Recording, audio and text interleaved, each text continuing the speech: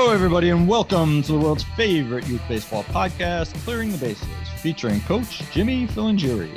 I'm David Friedman, and I want to thank you for coming along this ride with us. How are we doing today, Coach? Doing good today, Dave. How about you?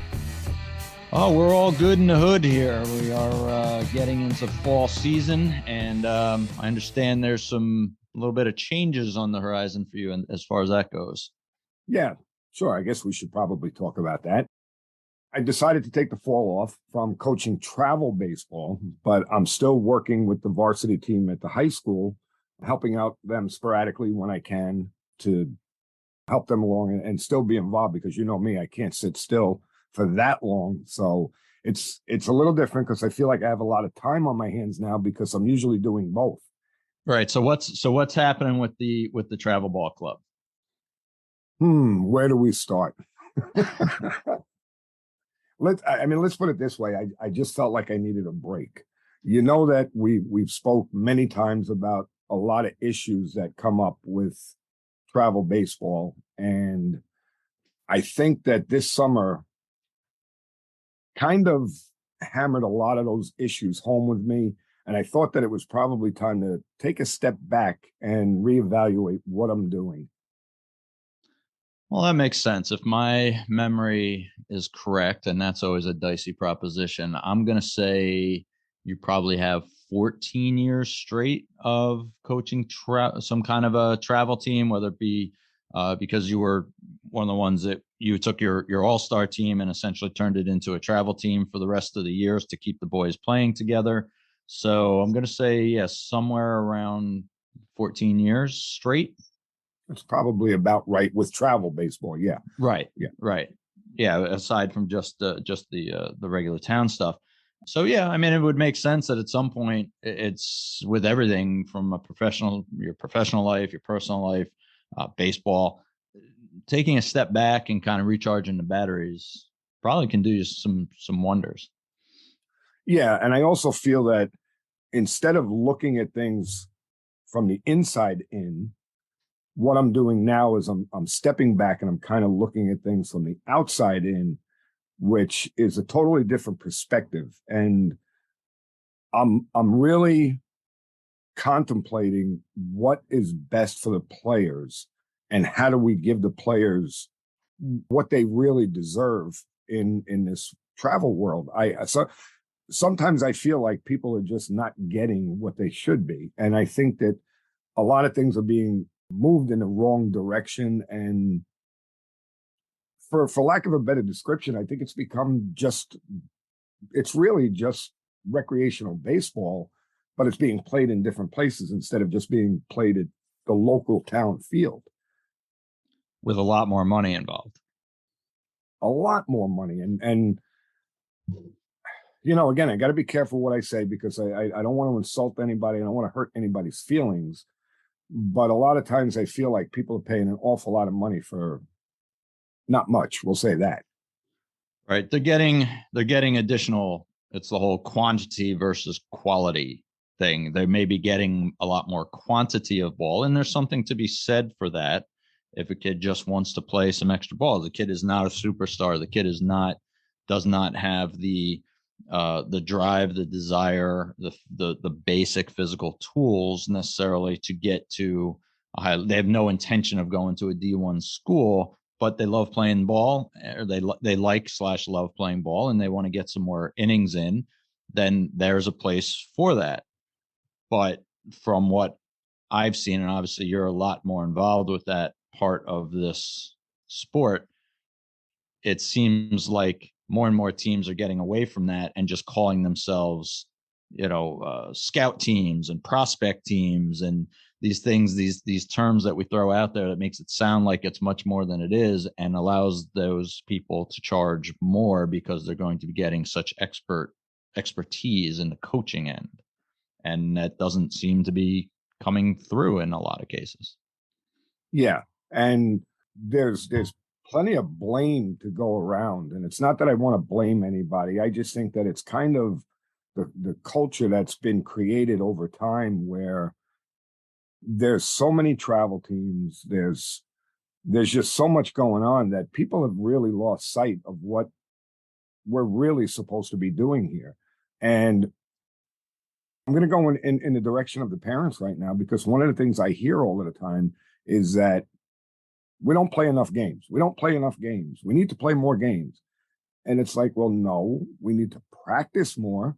I'll give you that, because I believe that's where the boys will get better from the practice. And one of the things too that I heard this summer that I think needed to be hammered home to the parents again, and we'll get into the coaches and the organizations later, but they don't seem to grasp the concept that I can take a player and I could, bring him into the cages and let's say I'll use hitting as an example. We'll do a hitting practice. We could do 1 million hitting practices. The player's not going to get better unless he works on his own. And that was something that was brought up to me this year that was kind of, I don't know, maybe it was, I can say it was eye-opening to me, because I had to actually explain to a group of parents that, wait a minute, I don't care how many hitting practices we have.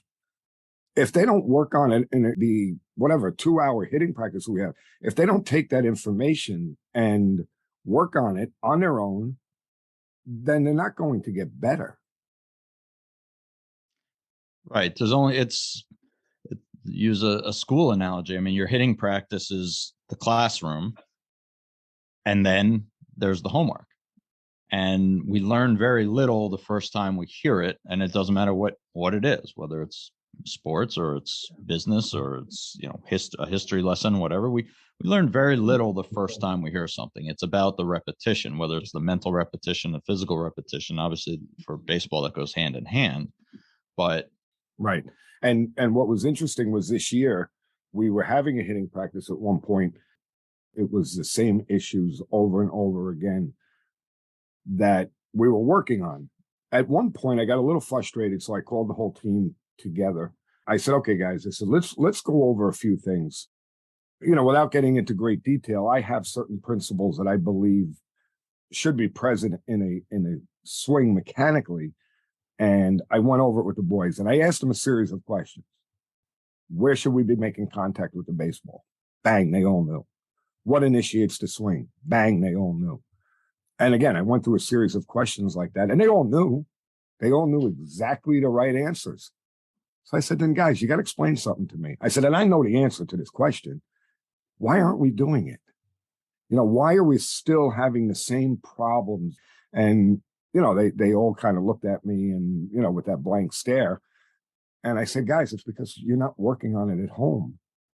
If we just come in here, we work on these swings just for the hour and a half, 2 hours that we're here, and then never touch it again until we have another hitting practice, nothing is going to change. You need to take these drills home with you and work on them at home as much as you possibly can. And then we'll start to see some improvement in your swings. You're coming here for a practice, and you go home and you get on your Xbox. And that's not going to help, because we need to create that muscle memory so it becomes second nature. You get in the batter's box. In the batter's box, we already know. I don't want you thinking about anything mechanical. Everything should be your approach. It should be see the ball and hit the ball, basically. And your muscle memory should take over and do your mechanical stuff by that muscle memory. Right. You at that point, you need to be able to just grip it and rip it, as they say. And if you're, we hear that stuff all the time. You're overthinking, and saying something like that to a 12-year-old, a 15-year-old, you're overthinking is, I don't know. It's sky is blue, green, grass is green type of thing. That's how do they react to that? I talked about that with Jonathan Reinbold, and about the mental approach and the mental aspect of the game. And I know you talk about it all the time with your kids, but it's a matter of making sure they don't just hear it, but they get it. And right. That's the thing. Like, so they've heard it enough times from you that they can spit it back out to you when you ask the question. They're studying for the test instead of for real life type of thing. That's great. You guys got 100 on the test, but then you went out in real life and it didn't happen. Well, it's because you're hearing it, but you're not getting it. Exactly. And, just to be clear, and again, this is where I'm starting to, wanting to step back and reflect a little bit about what's going on, because that's fine. If they don't want to do it, that's fine. It's okay. There's a lot to be said for going out and playing the game for fun. Just go out there and have fun. Enjoy yourself. Okay.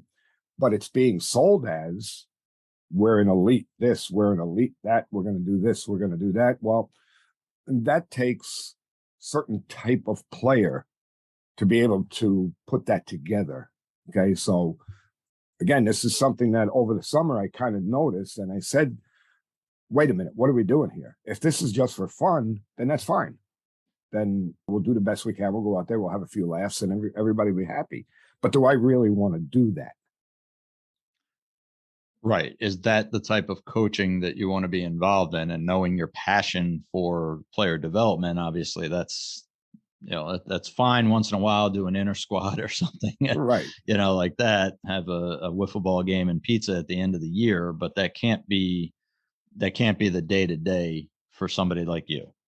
And yeah, I want to make sure that the boys that I am coaching are engaged, and that they understand that they have to put the work in to become better baseball players. So, that's a part of it. I won't say that's everything of why I decided to step back. Okay. And you had mentioned that you were taking the fall off, but it's probably more than that. Yes. Right. It'll wind up being a year by the time all is said and done. So when you're talking about taking a year off, are you looking at just picking right back up where you left off, or what's the future hold for Coach Filangieri? Okay. So what I'm planning on doing is kind of testing the waters by, I think I want to do over the winter and next spring, I want to do like a series of camps. But the thing that I have to do first, and you know how passionate I am about this, is I have to put together a competent coaching staff. So I need to go out, and this is what I'm working on now, going out trying to find. So not me. I get it. I read you loud and clear. I hear what you're saying. Listen, all right. That is not what I'm saying, number one. Number two, I think that the time issue might be a problem for you. But if it's not, please let me know. And we could we'll further this discussion off the air.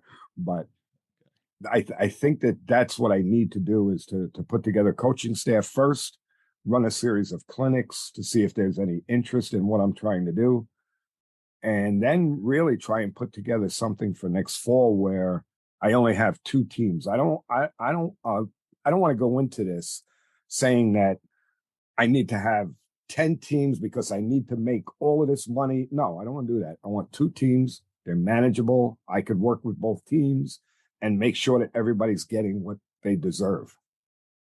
Right. What they deserve, what they need in order to continue to develop and move on to the next level, and not just show up, go home, show up a week from now, go home, show up a week from now, go home. Right. Because again, this past year, I don't know why, but it just seemed to come to the forefront more so than in past years, where people felt like they weren't getting the right type of instruction. And what it was, how it was explained to me was, if your son is a catcher, was there a coach that was competent anywhere within the organization that could teach these kids how to catch, how to be a catcher? And the answer was no. So that's not great for those kids, because I'm sure that they were told that they would be able to work on that stuff. And we've talked about it a million times. In order to really do that, and I guess this will bring us right into our topic of the week here. But unless you have six coaches at every practice, you're almost never going to be able to focus on that stuff, because if you have 2 catchers on a team or 3 catchers on a team, how much time as, if you're one of 2 coaches or one of 3 coaches, or sometimes probably the only coach that's there, how much time can you really spend with those 3 kids while you have 12 other kids? Right. And you hit the nail right on the head. That's exactly what I'm planning on doing, is having the 2 teams, 3 coaches on each team. And when we work out, we will work out together, both teams. So I will have 6 coaches. You hit the nail right on the head. And I'm smart. We will have a coach that's proficient in catching, one that's proficient in pitching, and, right down the line. This way, if I say, hey, all the catchers go with Coach Jones, you're going to be working on the catcher. All of the pitchers go da-da-da-da-da. Everybody's getting that instruction. And then towards the end of practice, we'll work on our situations, our communications, and our on-field stuff, teamwork stuff. But I want to be able to give them that instruction that they need. Right.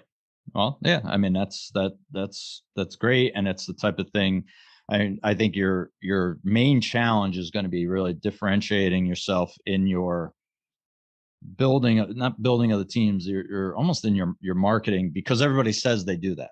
Right. I mean, yes. That's, nobody says, send your kid to me. They'll get some mediocre instruction once in a while.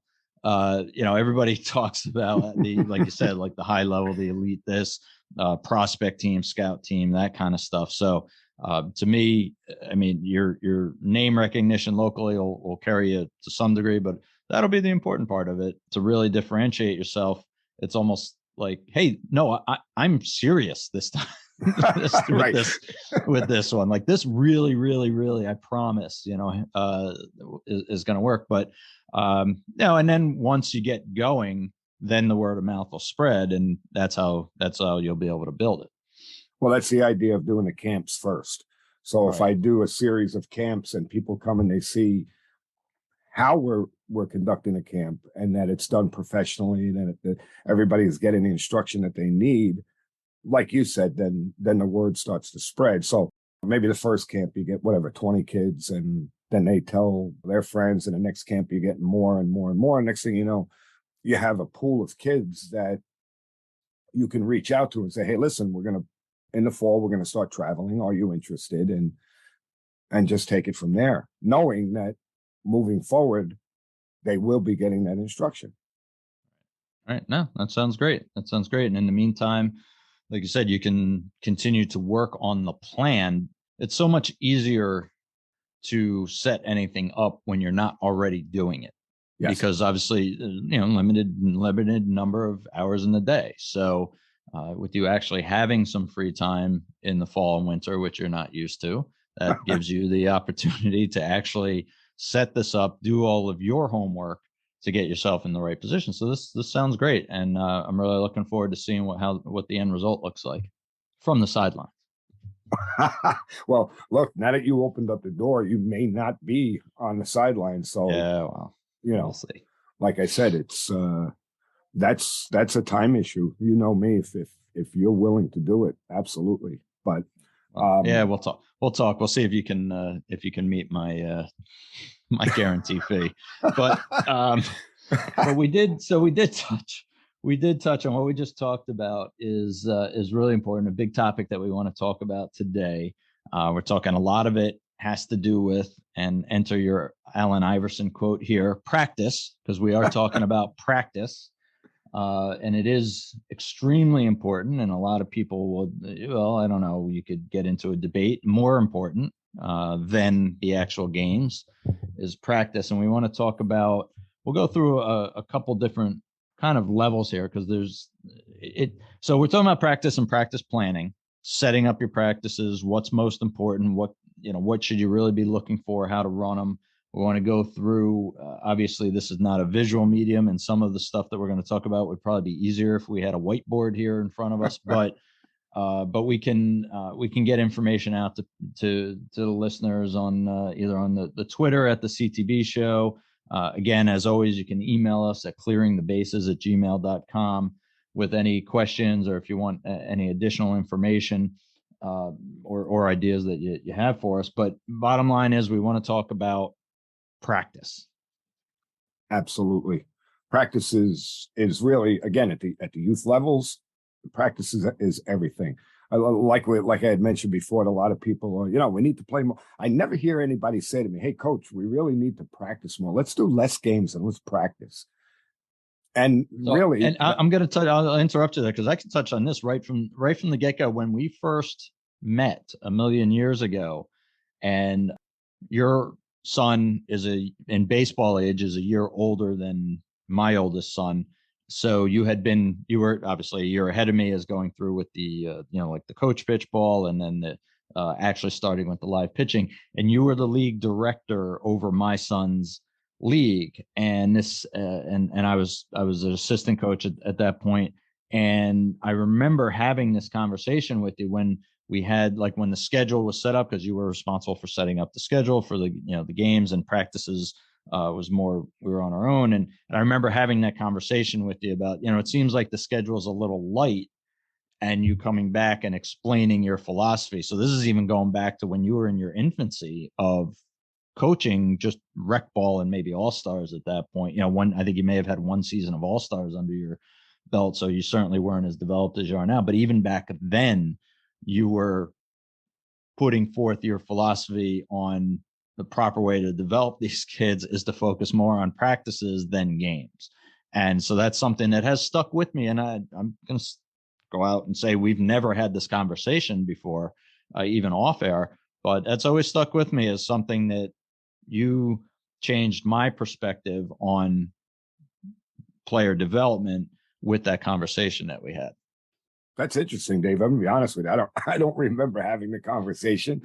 But yes, I know from very early on that yes, that was always a priority of mine was to, and that was one of the reasons why I wanted to get involved with the league was to make them understand that practice is so much more important than the games. The games are fun. The games are where the kids have their fun. Go to practice, put in your work there, do your thing, and then just put them out on the field and let them go. And whatever happens, happens.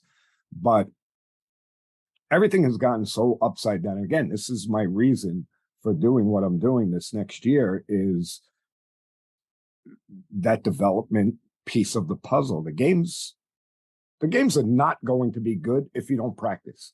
Am I wrong? Yeah, I mean it's obviously it's one of my old philosophy is we play like we practice. So if I see you slacking off in practice, this is even just from not even the topic that you're necessarily talking about, but it all bleeds together. When we talk about the effort and the attitude in practice, I have as a coach, I have to assume that's the same way that you're going to play on the field, and sometimes it is, sometimes it's not. But you taking the lackadaisical attitude during practice is certainly going to harm your performance, even if you can flip the switch and get your mental side of it up to snuff on game day. Your physical side of it is going to suffer if you're not practicing hard, if you're not paying attention to practice, if your practice wasn't set up well. Again, it's beyond just the player here because we're talking about from both perspectives, and we're going to talk mostly about from the coaching perspective of practice. And if your coach is not having good prepared practice plans, yeah, those games are not going to be pretty. Right. And to your point, how many times during a game, now you've been doing this for a long time, how many times during a game have you told your players, hustle on and off the field? Or if you saw a guy walking on the field, come on, Johnny, let's go, hustle out there. How many times? Can't count. Right. I've ran out of fingers and toes, for the number of times. Right. How many coaches out there do you think do drills to take the field and to come off the field? How many do you think do it? Very, very few. It's not something that leaps to mind. We do talk about you have infinite things to work on. That's one of the challenges I've always had with setting up practices is I can say, okay, today we're going to work on this, this, and this. And then it goes to, oh, wait, but what about this? And what about this? So something like that's almost your code of conduct, hustling on and off the field.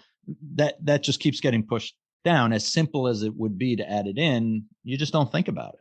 Sure. And how bad would it kill your practice to take the first 5 minutes or the last 5 minutes and work on that? It's nothing. It's nothing. And it's also, you want your kids to run on and off the field. There's some conditioning for you. So make it, instead of having them do a long lap around the field, or something like that. Hey, we're gonna run to our positions. Ready? Everybody go.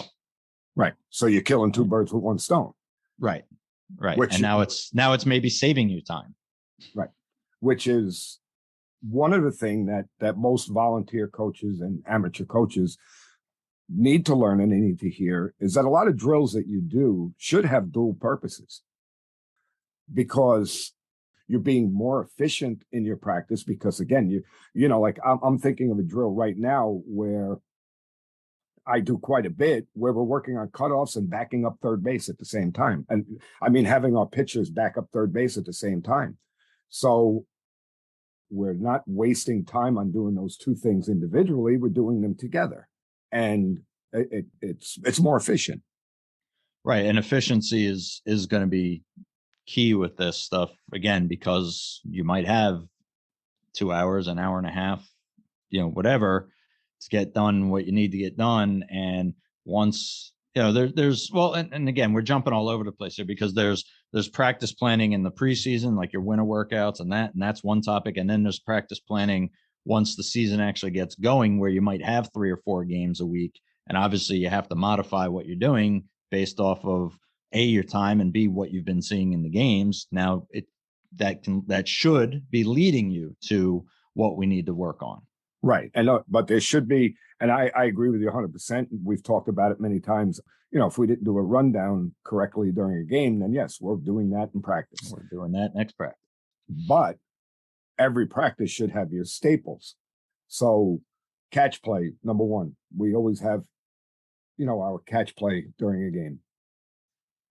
Base running. I'm sorry, I said catch play during a game. Catch play during practice. Right. Base running. I try to cover base running every single practice. Our normal infield drills, there's one that we do every single practice. There are staples, skill sets, working on short hops, simple ground ball drills. We do all of that. Those are our staples. Then after we get through all of that stuff, and I mix it up sometimes, then we go into our stuff that we need to work on that I saw didn't work right during the game. Am I making sense? Oh yeah, absolutely. Yeah, I'm just letting you roll here, man. Mm-hmm. You're good. So when you're setting up your practice, yes, there has to be those things that you do. And this is something that I've been trying to work into my practices also. And this is good for your players because it mixes it up a bit and goes back to what we were just saying about having a dual purpose. So typically what I'll do is I'll have my players start the practice by running pole to pole a couple of times just to get their muscles warm, because we want their muscles to be warm before we stretch and all of that type of stuff. What about instead of starting running pole to pole, which can be monotonous and it could it could make the players bored. Oh, we got to run pole to pole again. Why don't you start your practice with base running? Right off the bat, boom, you get to the field, let's work on base running, because we're doing two things at one time now. Right. Yeah, no, that makes sense. And it's something I've never seen anybody do, but it makes sense because, and it doesn't have to be, we want to make sure everybody is clear. I'm sure you're not suggesting we start off with how to steal second. So we're not starting off minute 1 with sprinting. No. Right. Because we do have to warm up. We have to warm up the body, but you can go through leading, you can go through sidestepping, you can, that type of thing. Or even like what you threw out there before, getting on and off the field, very, very simple. Instead of doing pole to pole, I mean, I guess it's a lot easier for your pitchers than your center fielder, but all right, everybody get out to their position. Right. But you know what? Your center fielder is going to be running hopefully a hell of a lot more than your pitcher is, during the games too. So they have to work on that more. So no, that makes sense. And anywhere you can look at kind of that time savings of hitting 2 different activities with one drill, that's got to be a positive as long as they're both being done well. Yeah. And again, I'm going to go into a real quick one with what you just mentioned about getting on and off the field. We also do a drill where we work on our pre-pitch. So, and it's a simple drill.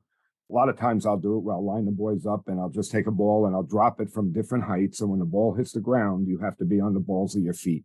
So it's a timing thing. So they learn how to time their pre-pitch. Well, how about we hustle out to our spot? Everybody gets to their spot and the coach holds the ball up and drops it, and you do your pre-pitch a couple times. Then you come in, then the next group goes out and you do, and you're keeping all of your players moving and they're having fun. They're enjoying it.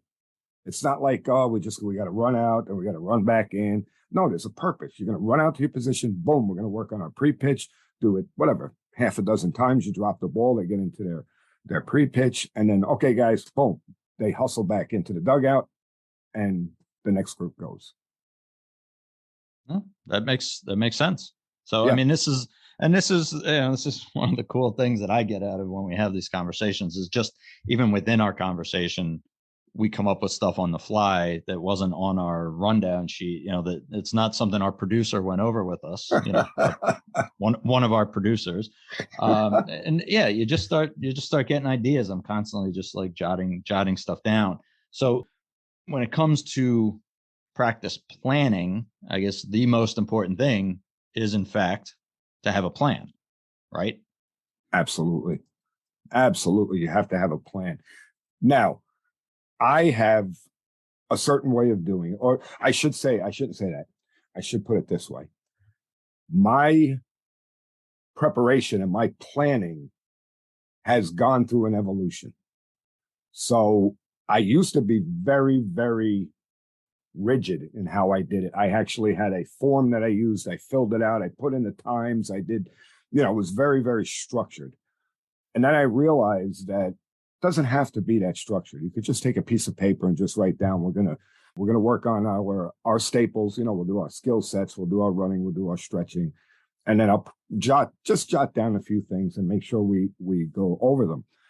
And it's really that simple, just as long as you have something that you could look at and say, oh, okay, we're doing this next, instead of looking at your assistant coach and saying, what do you want to do?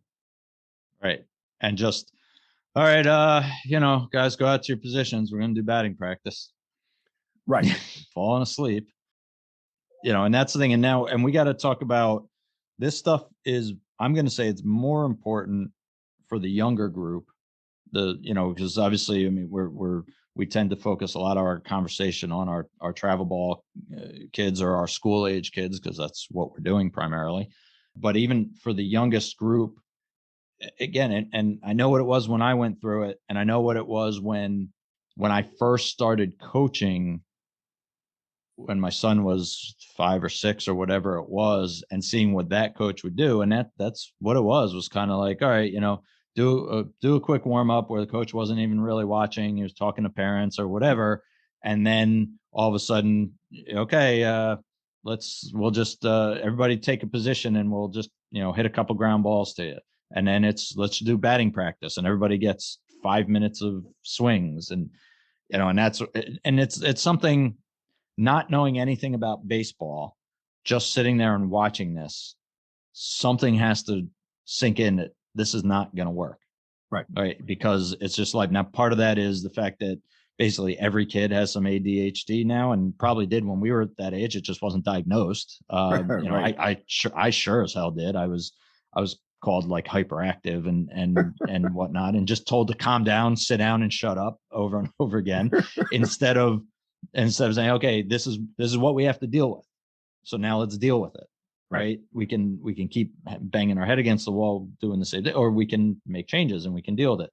So what's a suggestion? Let's start off with kind of, I don't know about the youngest kids, but the basic, your 8, 9-year-olds, because again, we can have it's a whole different conversation of should a 4-year-old be having baseball practice, and, Right. and we don't have time for that today. But so let's say, you've got your 8 or 9-year-olds, your rec league, your basic younger rec league age kids. What type of format do you think that you should go with for that? I think that at 8 and 9, that's when we start introducing quote unquote the game to them. So at that point, again, skill sets are very, very important. Movements are still very important at that age. 8 and 9-year-olds probably need training, practice on how they move. So what I mean by that is in your practices, you may want to incorporate some shuffles. You may want to incorporate skipping. Skipping is an athletic movement that I used to do a lot when I was giving lessons to younger kids, and I used to just tell them very simple: just skip down to the back of the cage and back. Let me watch you skip. And most kids can't skip, so their body parts are moving all over the place. They're not moving in a straight line. It's an athletic movement that we should use with younger kids, and I'm talking about 8 or 9. So a lot of the practice should be structured in the beginning, beginning of practice, to those movements. Let's get them to move right. And you can go online and just do a simple search for dynamic warm-ups or dynamic stretching. And these type of things are athletic movements that, although it's warming up your body and it's getting you stretched too, but these are also movements that will help you as an athlete. So for the younger guys, I think it's a great idea. Look it up and put together a little program and let them go through this. It'll help them out a lot with their athletic movements. Okay, so we're getting them to move right. That's great. Then simple skill sets. You need to work on these very basic things with kids 8 or 9 because they don't have any bad habits yet. Let's get them going in the right way. And what I mean by that is what I see a lot, and I just had a conversation with the varsity coach at Stepanek about this just the other day. We have on our varsity team a Division I shortstop. He's very, very good, very fluid. You watch this kid move, he's great. He lays his glove, the back of his glove, down on the ground when he fields a ground ball. So I went over to the varsity coach and I said, what are we doing to get these guys so their fingers are pointing down into the dirt? And he looked at me, he goes, you're talking about so-and-so. And I said, yeah. I said, it's amazing, his talent. And he goes, I know. He goes, we can't get him to stop doing it. Well, how did that happen? That happened because when he was 7, 8, 9 years old, nobody ever just roll, simple little thing, just roll him a ball from, stand, I don't know, 10 feet away from him, roll him a ball, make sure his fingers are in the dirt. Right. He heard glove on the ground and he put his glove on the ground. And if you're not watching carefully, it looks like he's doing the right thing. But there has to be instances where that's causing an issue. And at those ages, drop stepping for your outfielders. Teach your outfielders how to drop step. Very simple, rudimentary drill. He faces you, you flip the ball up in the air to his right, his left, and he's got to step the right way. Get all of those things done with the players.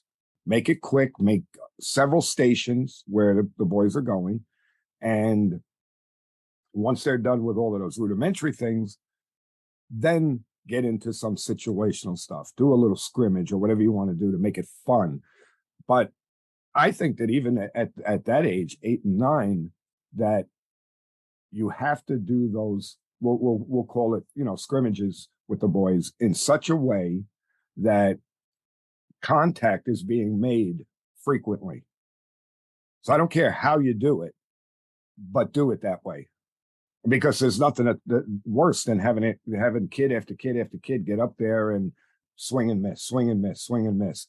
It's just frustrating for the kids that are fielding. It's frustrating for the kids that are hitting. Find a way, even if you got to toss to them somehow so that they're making contact and make a game out of it.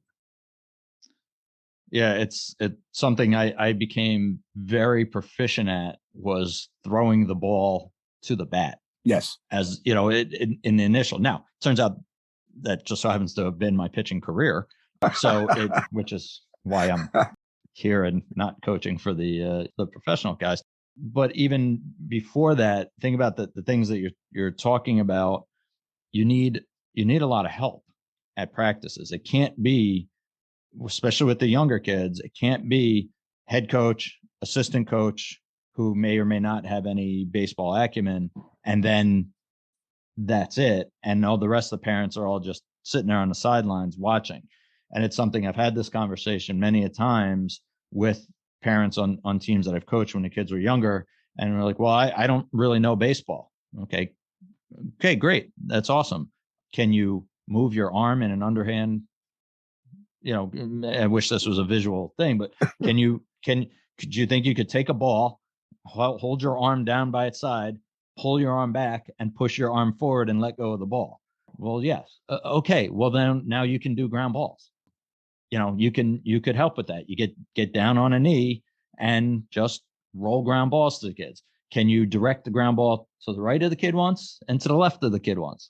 Well, yes. Okay. I don't know. I'm obviously, you don't want to talk to the parent like you're talking to a 4-year-old or anything, but sometimes you have to break it down that easy, because I had that conversation many a time. I don't care if it's the you know, the mom, the dad, the grandpa, you know, whatever, is like, listen, we can use, I guess you can't say all the help we can get, because if all, you know, 14 parents, you know, came and to help, that might be a little over the top, but could we use 5 people every week? Or, Yeah. you know, every time we get together, even if it's just for a portion of the practice.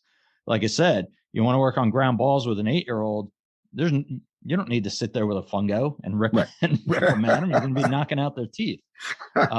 Make them scared of the ball, they'll never play. So yeah, just get down on a knee from, like you said, 15 feet away on a patch of grass. You don't have to be at shortstop, you know, whatever. And just pull your hand back, push your hand forward, and let go of the ball. So these are the things that to the parents that are listening and the coaches that are listening, don't be afraid of asking for help is one of the biggest pieces of information. And I know from an ego standpoint, I battled with that a little bit when I first started coaching. We've talked about ego many times on this show, where it can be, some ego is good. And then when it's too much, it's too much, but you know, don't be afraid of asking for assistance. And you'll see right from the get-go, especially when the kids are younger, you're going to have the same parents at the practices every time. You know, they're not typically, unless they have 4 kids and they have to shuttle them around, they're not typically just dropping off and leaving. Well, Right. hey, if you're here, come on out. You know, here's what you can help with. You know, and that's what I would always suggest, is looking into those types of things. Even if it's only for 15 minutes, those kids are going to get so much more than if they're waiting. If we have a line of 12 kids waiting for ground balls, as opposed to we could break them up into 4 groups and have 3 at a time, you know, they get so much more out of a 5-minute drill. Sure, they get many more reps than they would get with more kids. And I think the coaches will be better off if they did their research and they found these simple rudimentary drills that they can do, that parents can help. Because to your point, and you're exactly right, rolling ground balls, bouncing the ball to somebody so that they can learn how to pick the ball on short hops. You know, throwing a pop-up, like you said before, like working on drop step. How hard, you know, how hard would it be for most overwhelming majority of adult to throw a ball 15 feet in the air? Right. Or even if you're doing like flat grounds with your pitchers, and 8, 9 years old, yeah, you should be doing flat grounds, so they're working on their mechanics. That, you know, that's not something that's too complicated for them to do. We'll have a parent squat down and catch for them. But the older levels, if you have 2 pitchers, well, one pitcher will squat, the other guy will throw, and then the other one will squat while the other guy throws. But when they're young, I don't know if you want to do that. So right. Grab a parent. Hey, do me a favor, catch some balls while this kid's working on staying closed while he's throwing the ball. There are so many things that you could do to create those stations that'll make it fun. And then, like I said, then do a scrimmage, do a relay race, do something at the end of practice that's going to make it fun, that they compete and they're laughing, they're joking, having fun.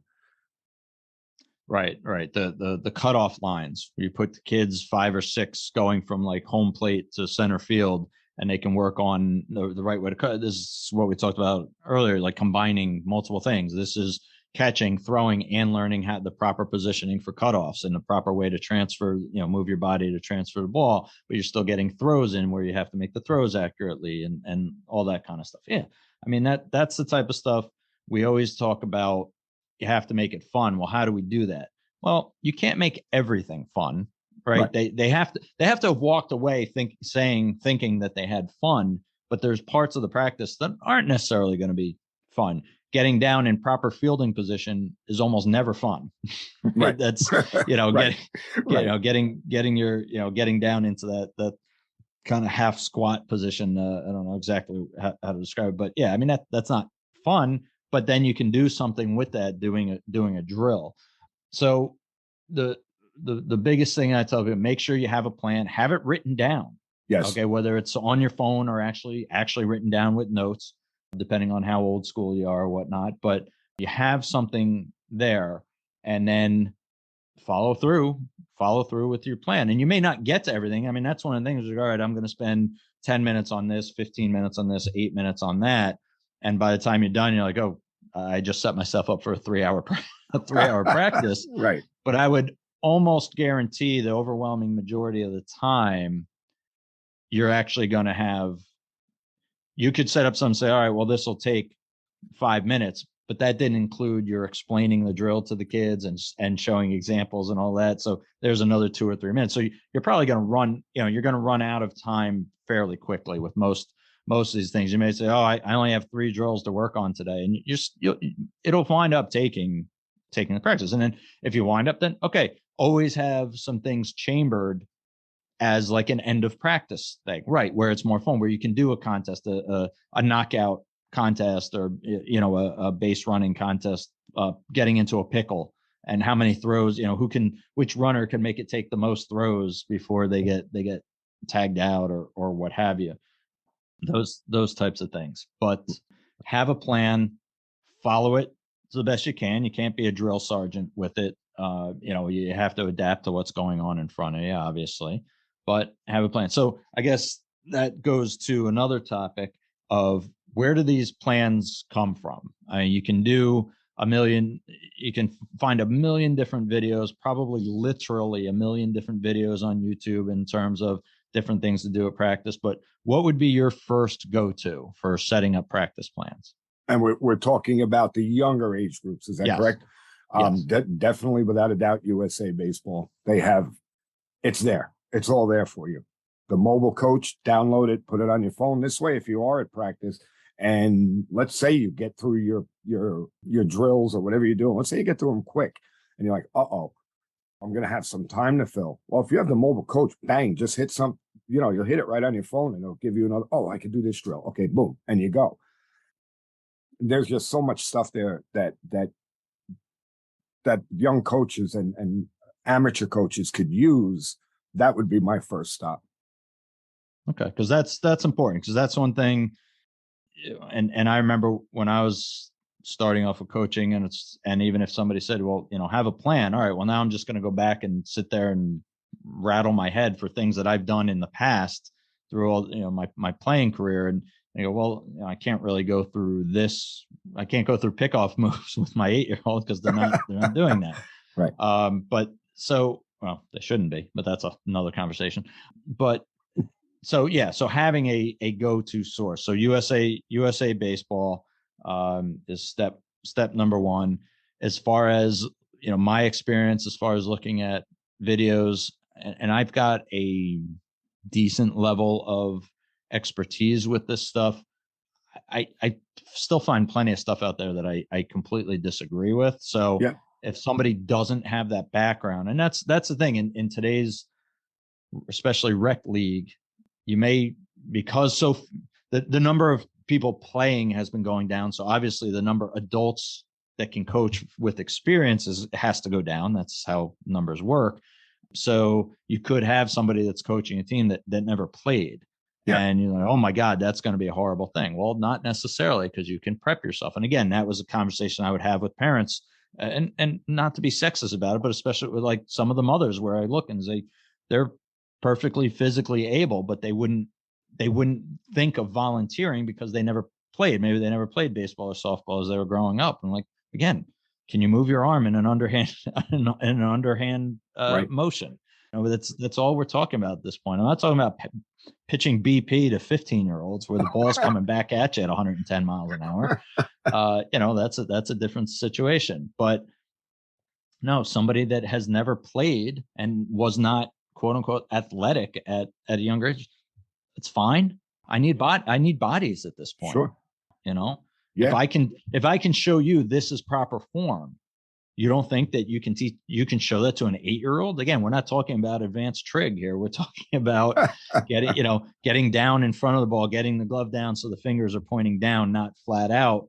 Which is a topic I thought of for another show, is the things we were taught as kids that were terrible.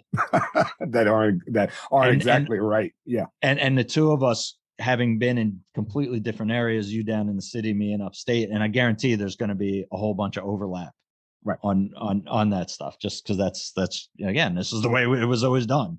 Yeah. One of my not favorite sayings.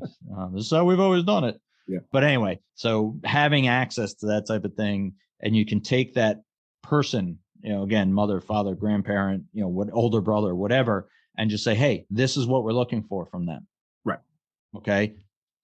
Watch this group of 4 kids for the next 5 minutes and just keep showing them the same thing and show them how they're doing it wrong. Most of that stuff can be done. Right.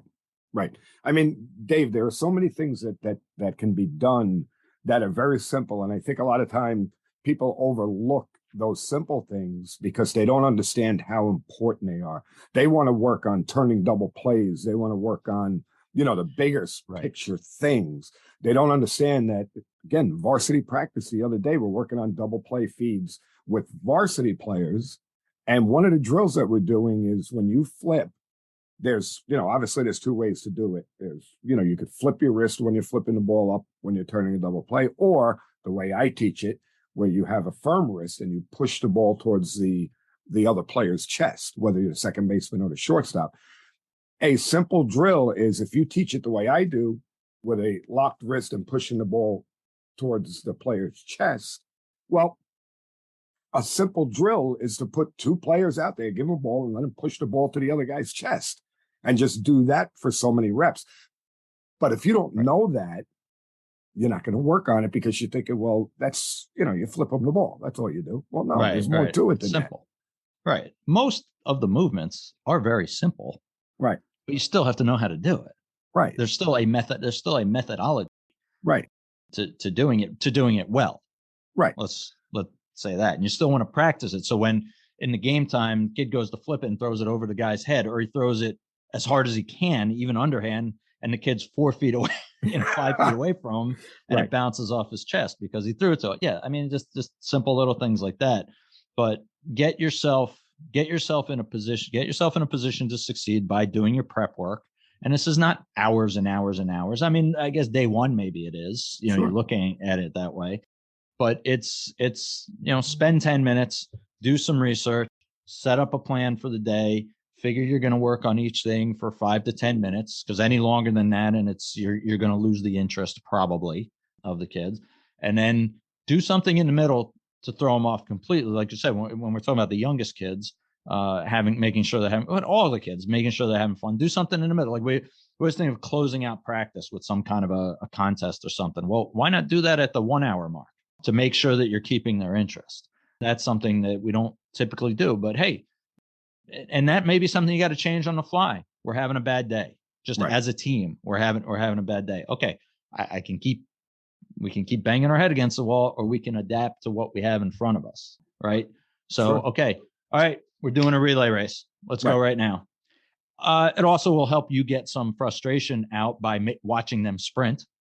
And help you get your sanity back, so you can come back now it's the last 45 minutes instead of the last hour if it was a 2-hour practice or whatever. You have to be somewhat adaptable, but go in with a plan. Failure to plan to fail. I love my old cliches, but most of them work for a reason because they're true. Yeah, and that's a good point.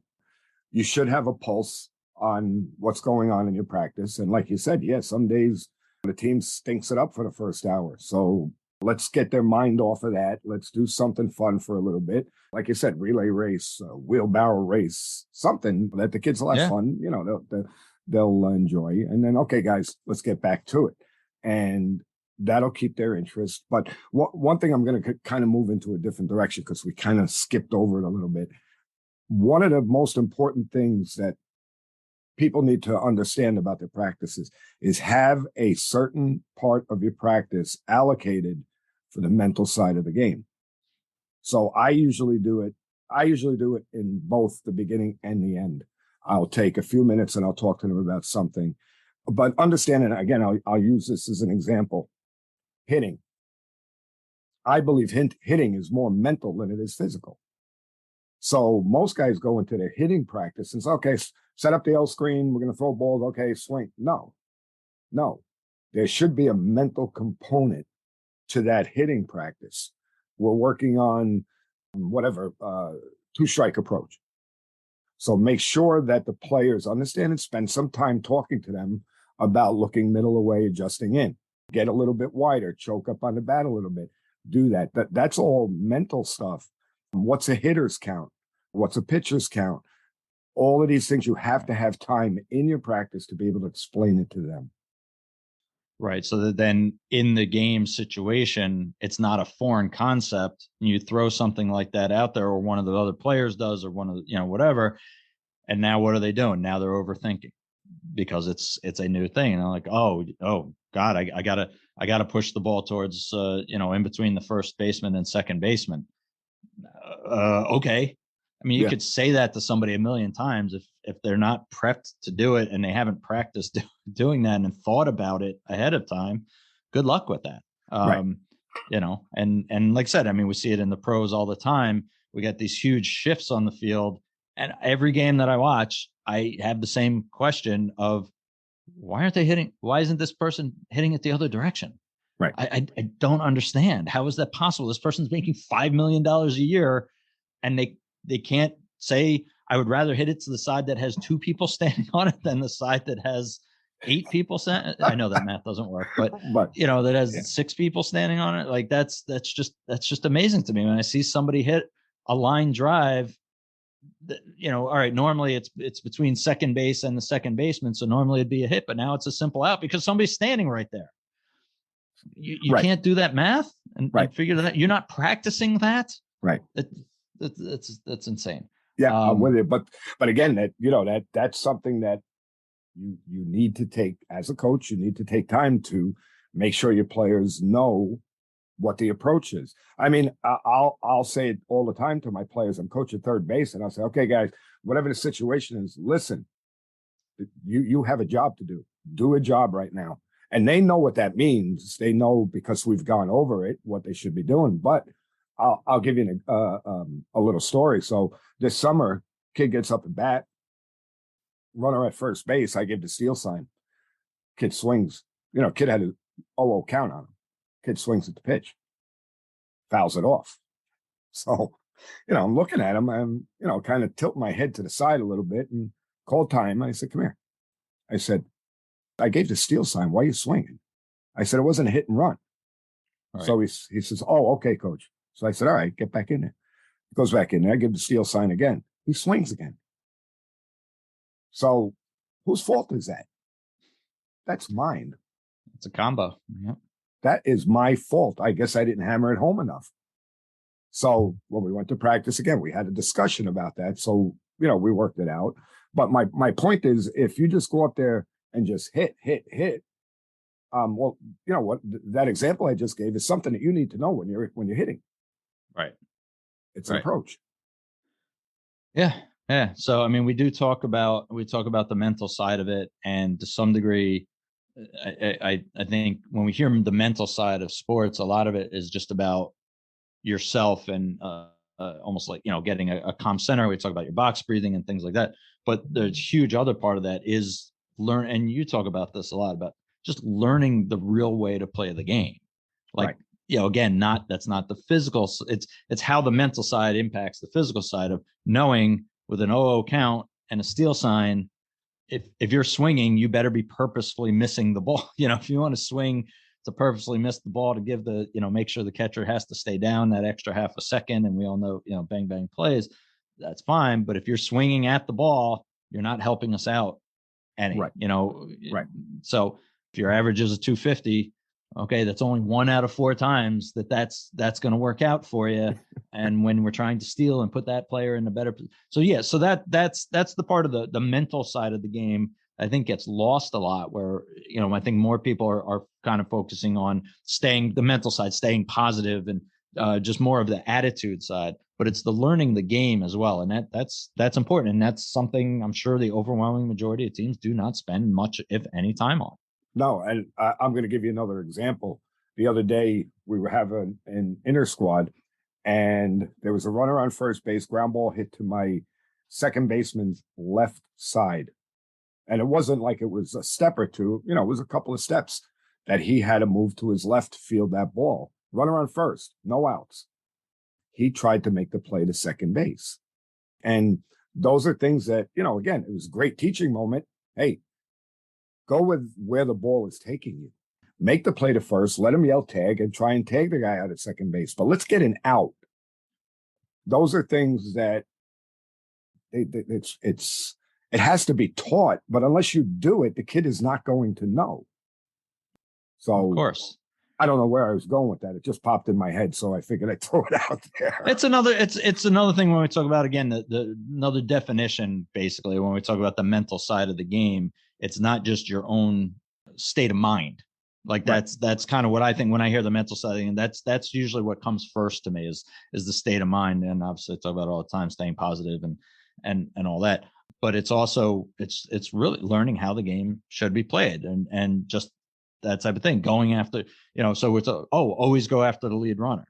Well, not always, can't be always. Okay. Not if it doesn't make sense. The lead runner has an advantage because he might have been stealing on the play anyway, or he's at the very least, your batter is 90 feet away from first. Your runner is, 75, 80 feet, 75 feet away. They have an advantage. They're running all they have to do is run. The batter has to finish swinging and then run. So, so it is things like that. And that is something that only comes with repetition. So if we're not practicing it, then it's not going to happen in the game. Why'd you go after that? Say plays at home. That's probably the biggest thing. A non-force play at the plate.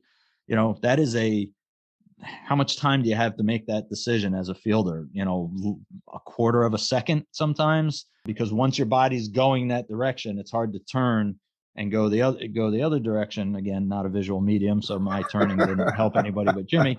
But yeah, I mean, you have fractions of a second to make that decision. If it's the first time that you're seeing it, right, what are the chances? You flip a coin whether you're making the right decision or not. And we don't want to rely on dumb luck.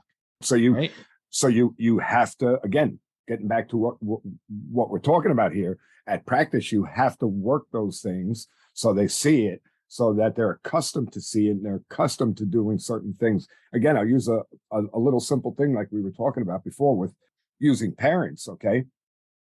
You put a kid on the mound, put a kid at third base, put a kid at first base.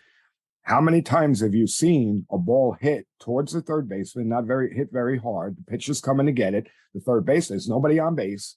The third baseman should be screaming his head off. I got it, because he's moving in that direction, right, and it's so much harder. But if you don't work on it, and a simple little drill is put everybody in those spots and roll a ball out there and let them do it. Right. And if it's rolled hard, it's one play. If it's rolled soft, it's another play. If it's, that type of thing. And if you don't do those repetitions, then don't expect to see success during the game, again, other than some dumb luck. And we don't want to rely on dumb luck. We want to make our own fate. And you'll hear a lot of coaches in that exact situation that I just explained. You hear coaches yelling, oh, why'd you do that? Why? Well, wait a minute. If you didn't teach him or work him on it, then how could you expect anything other than what they thought at the moment? And I mean, to be fair to some coaches, some kids are just really dumb. So you can't say 100% it's on that. But no, but if the kid is really dumb, you shouldn't be yelling at him then. Well, that's right. You're getting what you're getting out of it, what you should be expecting at that point. But okay, so let's make sure we do as a coach, we make sure we do our homework, we set up a plan, and we follow it with the expectation that we have to make adjustments based on the situation we're in. So just like I talked about in the beginning, where we have infinite things to teach our kids. There's infinite things that we can talk about when it comes to practices and setting up our practices. So if we don't, if we wanted to have an 8-hour podcast, we could do that, but I don't think that would go over very well with our listenership. So, this is a topic. If you guys want us to get into more detail with some of this stuff, please go ahead and reach out to us again on Twitter. We're at the CTB Show. You can always email us at clearingthebases@gmail.com. You can find both of us on Facebook under our normal names, but also there's a Clearing the Bases on Facebook as well. So you can reach out to us there. We've had a lot of good interactions, getting more and more with some of you guys, and we do appreciate that. Tell a friend, tell somebody you don't like very much. Let them, let's get our listenership up. It only helps spread the word. Go out there, give us a rating and a review on Apple Podcasts or Spotify, wherever you hear us. And we appreciate it. We love interacting with you guys.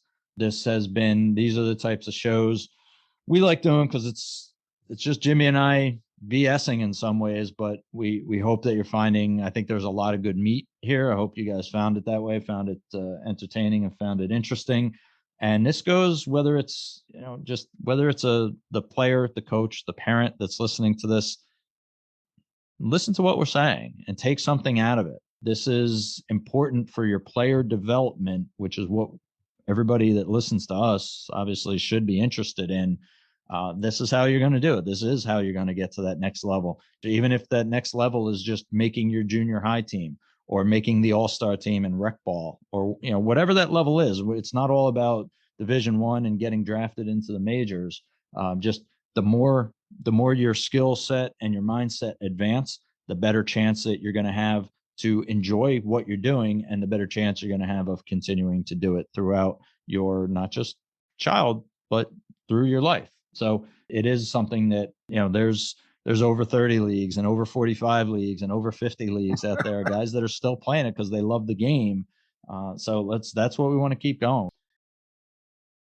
So we did, in addition to just practice planning, we did focus a lot on today's call about the mental side of things. And as you guys know, when I say the two things that we can control at all time is our attitude and our effort. Give me 100% effort. Give me a positive mental attitude, PMA, and great things will follow. Final thoughts, Coach? So when it comes down to practices, a couple of things that we have to remember. Number one, we want to be efficient. We want to be productive, and we want to be purposeful. Okay, so what that'll do is that'll give every player the opportunity to improve mentally, emotionally, and physically while having fun.